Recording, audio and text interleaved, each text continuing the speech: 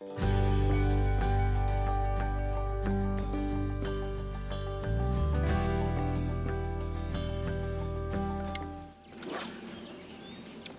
was going to try a fly rod and get a little topwater action in. They didn't seem to be paying much attention to it, so I switched to a plastic worm.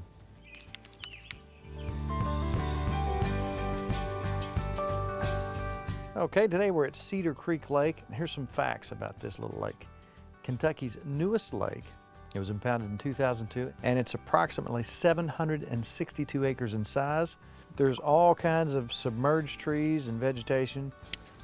Oh, he got me on a tree. And it can make fishing a challenge, but good numbers of bass, bluegill, shellcrackers, and catfish make it a great lake to fish. And a lot of people are catching really nice bass. I mean, up to 6-7 pounds.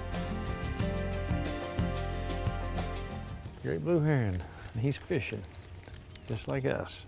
Come here, buddy. That'd be the size he'd love to have. Fishing competition between me and Mr. Great Blue Heron. Now we're out here today, we can't even keep the sweat out of our eyes, it's so hot. It's in the 90s.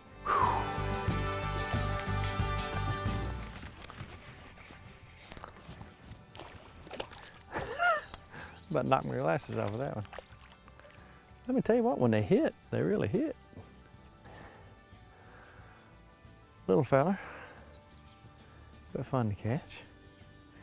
And let me tell you what, he's getting hot. Now I'm establishing a pattern here. They're in a little, that one's in about 6 feet of water. They're liking this red worm, so I'm gonna keep throwing it at them till we catch a good one or it gets so hot we can't stand it. Not that we're sissies or anything. Well, we're not getting skunked.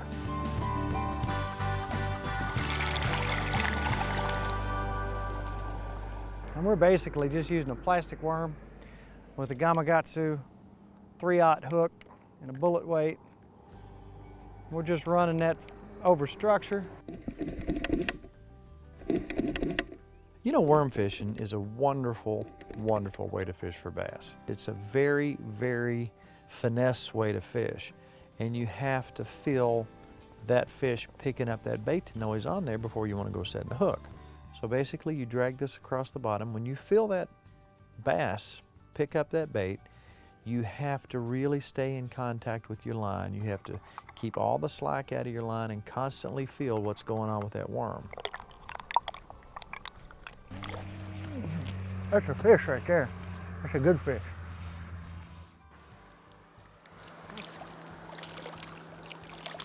There's a fish. That's more what we're looking for in the heat of the day. Catch them all day long right there, I tell you. I'm gonna put him back. I have tried to figure these bass out for years and years and years. Just about when you think that you should follow one pattern and that doesn't work, you try something else. These fish today, its water temperature is 86 degrees.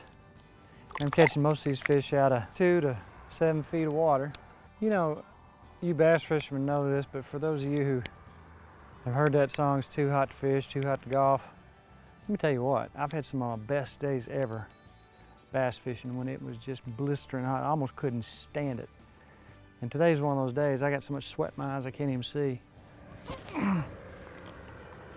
Good fish, good fish. That's a real good fish. We're gonna make us a show, Bama. Get that net if you can. That's a good fish right there. I believe I can get him in the boat, Bama. He's not done yet.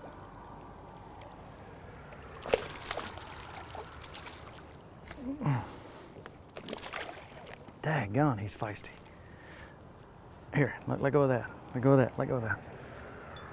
Oh yeah. Now that's a Cedar Creek bass right there. Let me tell you what, we're dealing with this heat and sunshine and about to burn up. And we decided to try one last little trick that has always worked for me. And that's when all else fails, go to the riprap. Now that's a nice bass. That's not huge, but that's a good 17, 18-inch bass. And let me tell you what, that was fun catching that fish. And he's just as lively as he can be and ready to go back. See ya. But I'll tell you this right now, Cedar Creek Lake has been good to us today. We've had to earn them. I heard other guys talking. It was a slow day.